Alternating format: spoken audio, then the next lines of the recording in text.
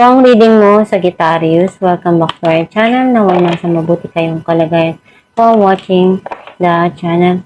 This sa general reading, kayo nang bahalang magpalit-palit ng situation nyo sa reading ko.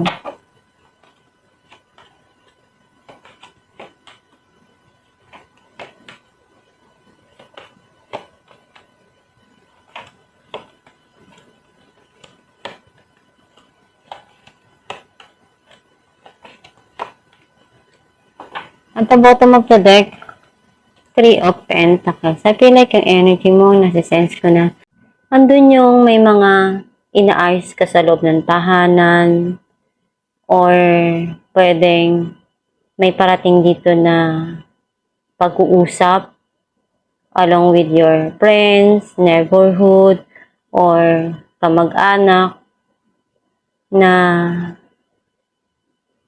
pwedeng may dapat na asikasuhin pagdating sa financial or may mga binibuild ka dito para sa buhay mo. Ang mensahe ng card mo, andun yung clarity na hinahanap mo dun sa sitwasyon. Some of you, andun yung justice na gusto mong ma-receive, na gusto mong makuha.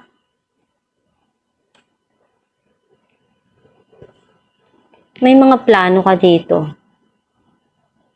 at pinag-aaralan mo kung paano mo iisa-isahin na maumpisahan yun lahat.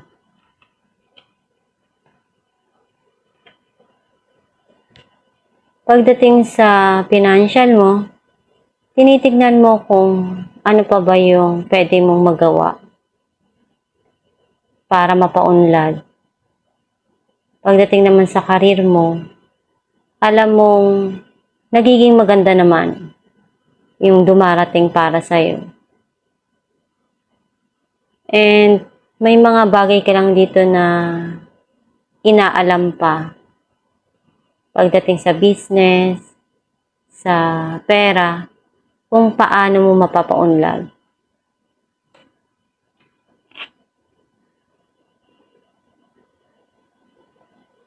May mga memories na gusto mo na munang isang tabi at gawin yung nasa hinaharap mo.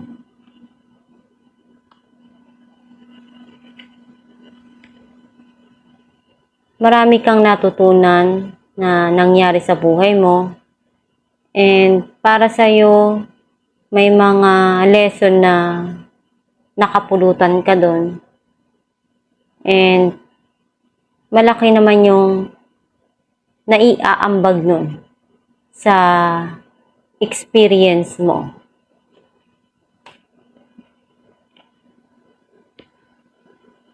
May mga ginagather ka dito na information or pwedeng makatulong doon sa sitwasyon mo na alam mong kailangan.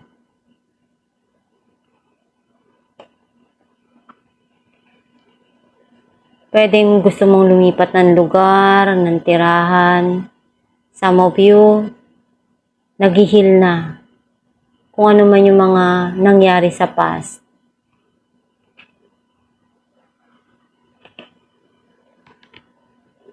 Andun yung communication.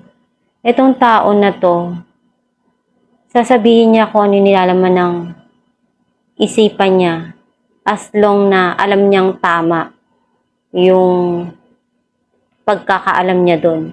Yung mga sasabihin niya, i-correct niya lahat. Kasi alam niya, iyon yung dapat. Clarify natin ang justice. The Hermit and Five of Wands. May mga naaalala ka dito. Ngayon mo naiisip lahat. Nagkakalinaw na sa'yo lahat yung mga nangyari na struggle, na conflict nung sa past mo. Clarify natin ang King of Pentacles.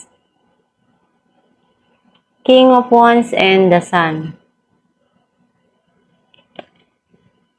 Very passionate. And nakikita ko naman na yung gusto mong i-put up dun sa business, sa career mo, sa pera na yon, yung magiging masaya ka. And alam mo sa sarili mo na iyon din yung passion mo, yung kinahihiligan mo. Kaya dun mo gusto magsimula. Kaya yun yung gusto mong mapaunlad. Clarify natin the Chariot. Nine of Pentacles and Two of Pentacles. Hindi ka pa makapag-desisyon right now kasi masaya ka kung ano yung meron sa'yo, kung ano yung nare-receive mo. Some of you naman may parating dito na kailangan mo pagdesisyonan kasi may involved na pera and alam mo na mahalaga yun, na tama yung maibigay mong desisyon doon. Clarify natin ang Six of Swords.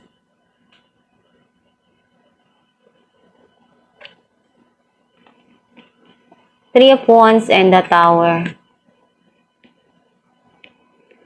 May hinihintay ka dito. Pwedeng nasa malayo.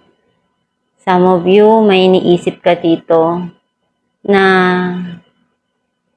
nangyari sa past at unti-unti naman na naging okay. Nag-heal naman. Clarify natin ang Page of Swords. Two of Wands and Ace of Swords. May mga plano ka dito para sa kinabukasan mo at inaaral mo, pinag-iisipan mo kasi may mga idea na bago para sa'yo na dumarating. Ngayon mo nare-realize lahat yung importansya nun. Clarify natin ang Eight of Cups. The High Priestess and Knight of Wands. You're keeping it to yourself kung ano yung passion na gusto mong umpisahan. Some of you naman, mayroon ka dito na tao na pabalik-balik sa buhay mo. And nararamdaman mo na itong tao na to magpaparamdam uli. That time na naka-move on ka na. Clarify natin ang Ten of Wands. The Hierophant and King of Cups. Very traditional ka kapag sa nararamdaman mo. Kasi alam mo na malaking responsibilidad yung pag-ibig. Marami kang gustong punuan, ibigay. Some of you naman, may marriage na involved. Andun yung pagmamahal. And alam mo yung responsibilidad na kailangan doon na maibigay sa relasyon. Clarify natin ang Queen of Swords.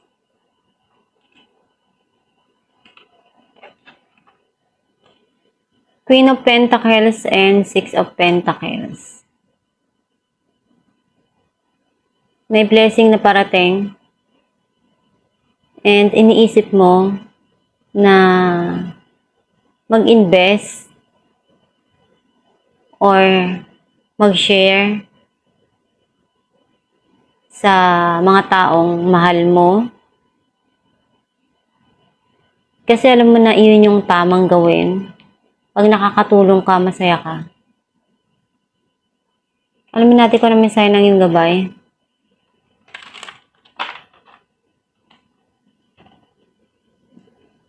Be honest with yourself. Look into your heart and you will know the truth of the situation. It's safe to admit the truth to yourself, for we will support and guide you through any necessary changes. Lean upon us for courage and the strength to take good care of yourself. Focus only upon your true desires and they will come to you upon angels' wings. Ang mensahe ng iyong gabay na maging totoo ka lang sa sarili mo, sa mga ginagawa mo, sa mga pangarap mo. Basta magdasal ka lang palagi, gawin mo yung nararapat at tama dun sa mga dumarating na sitwasyon sa iyo. And maging positibo lang sa pananaw sa buhay para yung outcome na darating sa iyo is maganda. Yung pinapangarap mo, yung alam sa sarili mo na deserve mo yun. Basta magtiwala ka lang sa kakayahan mo, sa Diyos Ama, na nandyan lang palagi sila to guide you and help you. Magdasal ka lang at huwag kang susuko sa mga dumarating na problema sa buhay mo. At itong yung reading, Sagittarius, kung nakaresonate ka, kindly comment down below. Thank you for watching.